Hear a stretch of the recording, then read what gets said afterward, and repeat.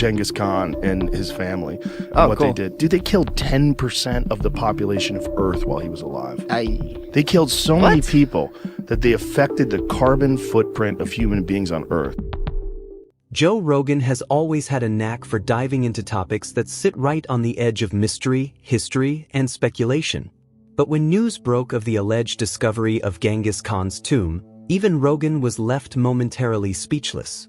For decades, the final resting place of the infamous Mongol conqueror has eluded archaeologists, historians, and treasure hunters alike.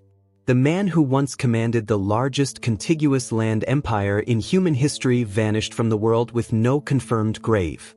And now, the idea that this enigma might finally be solved was enough to stop Rogan mid-conversation during a recent podcast episode. The conversation began like many others. Joe was deep in dialogue with an expert in ancient civilizations, casually exploring stories about lost cities and forgotten kings. But once his guest dropped the phrase, confirmed satellite data over a region in Kentai province shows what might be Genghis Khan's tomb, Joe leaned back in his chair and raised an eyebrow. His voice shifted from curious to captivated. He asked what everyone wanted to know, "Are you saying we've actually found it?" To understand the magnitude of this moment, you have to understand who Genghis Khan was. Born in 1162 as Temujin, he rose from tribal obscurity to become one of the most feared and respected military strategists in history. By the time of his death in 1227, Genghis Khan had conquered swathes of Asia and Eastern Europe, leaving behind a legacy both revered and reviled. But despite his impact, his burial site remained a mystery for 800 years. That wasn't just a coincidence, it was by design. Legend says the funeral procession killed anyone they passed to keep the secret.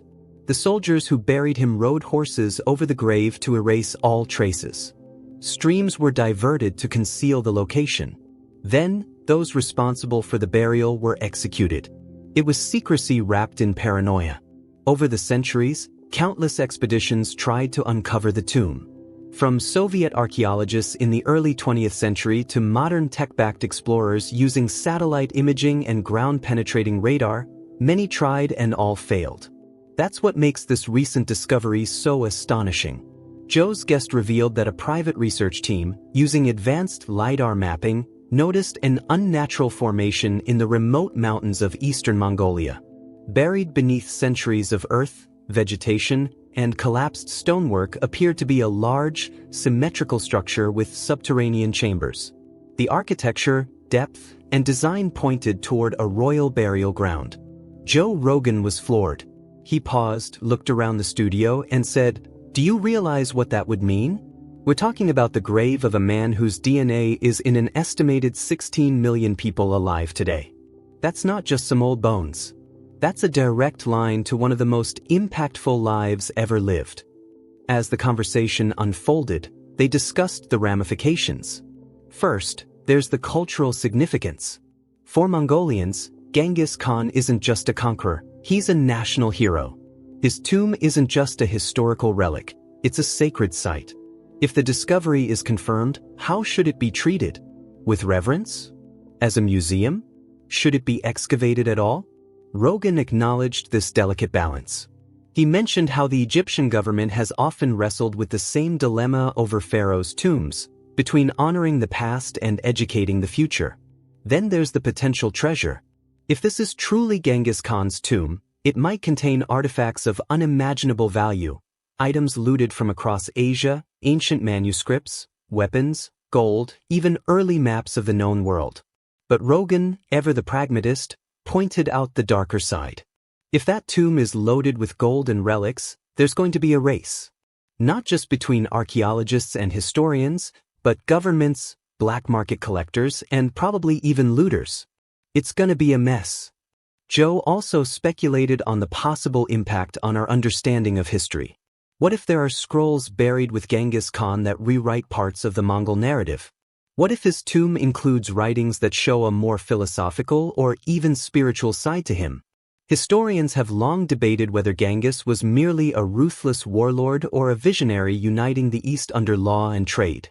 The artifacts in his tomb might tip the scale. What captivated Joe the most, however, was the mystery. For him, this wasn't just about bones in a box. It was about the allure of something that's been hidden for centuries. We live in a world where you can look up almost anything on Google. The fact that something like this, something this huge, has stayed secret for 800 years, that's wild. It's like nature and history work together to keep the mystery alive. He also brought up how this discovery ties into our relationship with the past.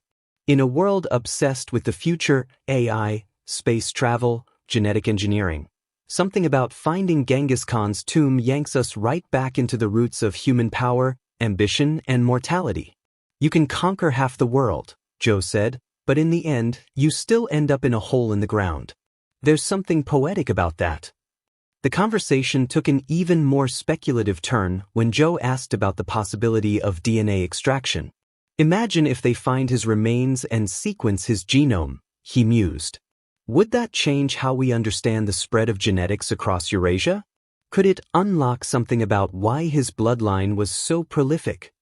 His guest nodded and mentioned the controversial idea that some people believe Genghis Khan's lineage might carry rare genetic traits, enhanced immune responses, increased fertility, maybe even behavioral predispositions toward leadership or aggression.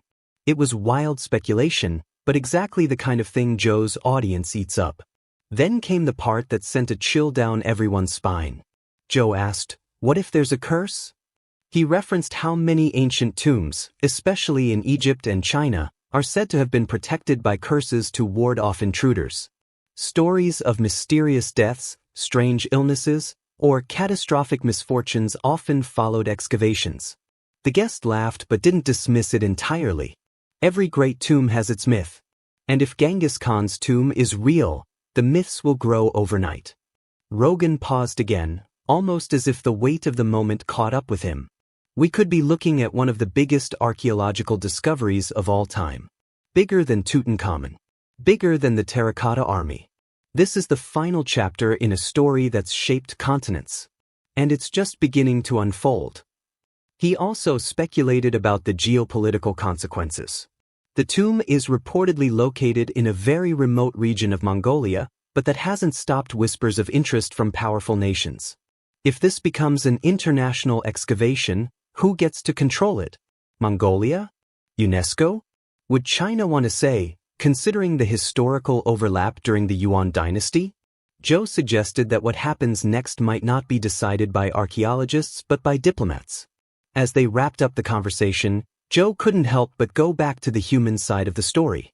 Just imagine, he said, somewhere out there, a group of researchers looked at a bunch of oddly shaped hills, ran a scan, and might have just uncovered the final resting place of the most legendary conqueror in history. That's not just archaeology, that's a damn movie plot. Joe's guest then delved deeper into how the discovery might impact Mongolia itself.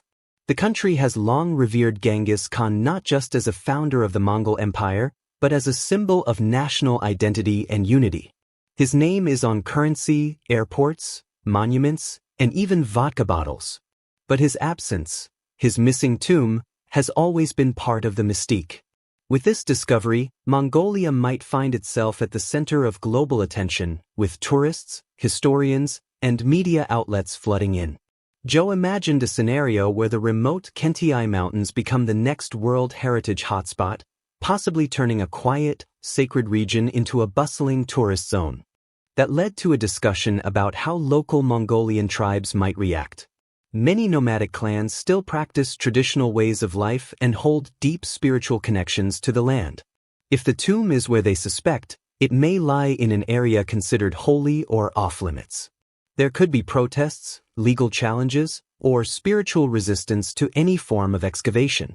Joe pointed out how modern science often runs headfirst into ancient traditions, and how it's crucial to approach such discoveries with respect.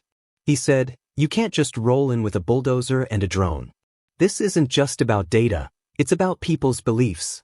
The guest agreed and added that any excavation would likely take years, possibly decades, especially if the site proves as complex as initial scans suggest. Multiple burial chambers, subterranean tunnels, traps to deter grave robbers. All of this has been theorized in ancient Mongol funeral practices. Joe speculated that the tomb might contain not only Genghis Khan but also his closest generals, family members, or even entire sections of his royal court entombed alongside him. That kind of architectural scale wouldn't be simple to uncover. Joe's mind began racing again with questions about the construction of the tomb itself. How did they even build it? He asked. If they really diverted rivers and crushed the ground flat with horses, that's insane engineering. And how did no one stumble on it all this time? Not a single artifact, not one piece of gold, not one cracked urn. His guest explained that Mongolia's remoteness, rugged terrain, and sparse population all played a role. That, combined with centuries of oral tradition discouraging people from looking, kept the area untouched. But now that satellite imaging has advanced, and algorithms can detect anomalies in land formations, these secrets are harder to keep buried. It's no longer just about physically digging, now it's about reading the Earth from space. The team that reportedly found the site did so not with shovels but with software. AI-enhanced topography and high-resolution data patterns spotted alignments that looked unnatural, rectangular voids beneath forested hills. Joe was amazed that artificial intelligence might be what finally solved one of the oldest mysteries of human history. The podcast then shifted to wild speculation, classic Rogan territory. Okay, but what if there's something in there they didn't expect? What if it's not just a tomb? What if it's something else? He asked. The idea of a deeper secret, a library, a cache of forbidden knowledge, or even ancient weapons, sent the conversation into overdrive. Joe compared it to stories from other cultures, where rulers were buried with technologies or texts that the world wasn't ready for. Maybe Genghis knew something we didn't, Joe said. Maybe this is the kind of discovery that changes our entire view of ancient civilizations. The idea of lost knowledge struck a chord. Joe and his guest discussed how empires rise and fall, and how knowledge is often the first casualty.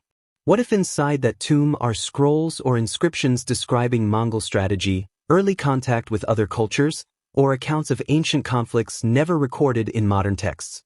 Joe even mused about the possibility of long-lost languages, symbols or texts that we haven't deciphered yet, possibly revealing alliances or events unknown to current historians.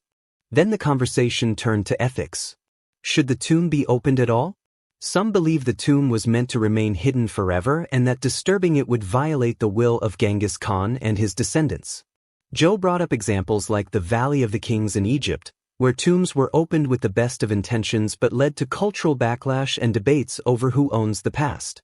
Should Mongolia alone have the right to decide what happens to the tomb? Or should it be handled by a global coalition of historians and scientists? Joe wasn't sure. This is one of those rare moments where history, politics, science, and spirituality all collide. He also pointed out the irony in how obsessed we are with death. We study people's lives, but we're always more fascinated by their tombs, he said. Like with the Titanic, we don't just care how it sank, we want to see the wreck. Same with Tutankhamun. Now it's Genghis. We want to be close to the moment when history turned into legend. His guest responded by saying maybe it's because tombs are time capsules. They freeze a moment in time. They're built with the intention of being found someday, or of never being found at all. And when they are uncovered, it's like opening a message sent across centuries. Joe nodded, contemplating the weight of that idea. Maybe that's the pull, he said. It's not just about the guy. It's about what he left behind. A message, a warning, a story. Something that waited 800 years for someone to listen. As the episode neared its end, Joe summarized the emotional and intellectual journey they'd been on. The idea that the world might finally know where Genghis Khan is buried felt both exciting and a little terrifying. It raised questions about who we are, what we value, and how much of the past we're ready to confront. It's the ultimate mystery, he said, and we might be standing right at the edge of solving it. He ended the conversation with a line that sent chills through listeners. Somewhere, under a quiet hill in Mongolia, the bones of the world's greatest conqueror may be lying in the dark. And now, the world is listening again. That's when Joe leaned back, stared at the ceiling, and said what everyone else was thinking. I don't know if I want them to open it or leave it buried forever.